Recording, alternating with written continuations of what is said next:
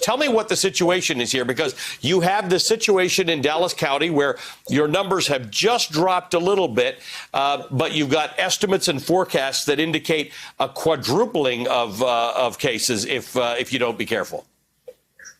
That's right, and it's going to be very difficult for us to even keep the level of compliance we have now, because I received that letter that you pointed out from the Attorney General saying all the recommendations that the governor had put in his own Texas document.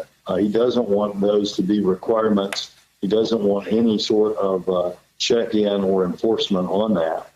And he is set on Monday to open still more businesses, and more percentages of people would go to those businesses. And so what that document that talks about 800 a day is looking at, that's if we stay at about 60% compliant. We were at 72% compliant before the governor tried to reopen during this upswing before the scientists told him to. Now we're at 60, and it looks like we're actually going in the wrong direction. But we're doing everything we can, working with faith and business leaders to try to encourage people to not focus on what is legal, but focus on what is safe.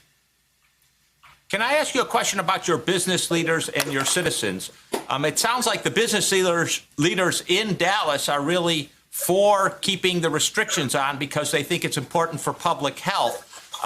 So why would they open up and why would they respond? And similarly, the people in Dallas, I think, care. Why are they themselves loosening the restrictions? Well, what happens is when you're talking about 60% compliant, you've got some people who are completely 100% compliant with Safer at Home. You've got other people who maybe don't do any of it. But that compliance rate before the governor put out those opportunities to go to restaurants, to go to movie theaters, etc., was about 72. Now it's about 60. As he opens more and more things, we're going to really work hard to keep it above 60. What our business leaders understand is the best way to have a sustainable recovery is to not screw this up by opening way too early. And, that's really a hard hit to consumer confidence. If we open up and then 2 or 3 weeks later, we are quadrupling our cases, people go from saying this sucks, but it's going to get better, I'm going to be able to do what I want, to saying this sucks and I don't know when it's going to end, because it got better for a few days and then it got worse. So we're trying to, despite what the governor is doing, we're trying to stop that from happening. The business groups and I came up with Stay Safe Business.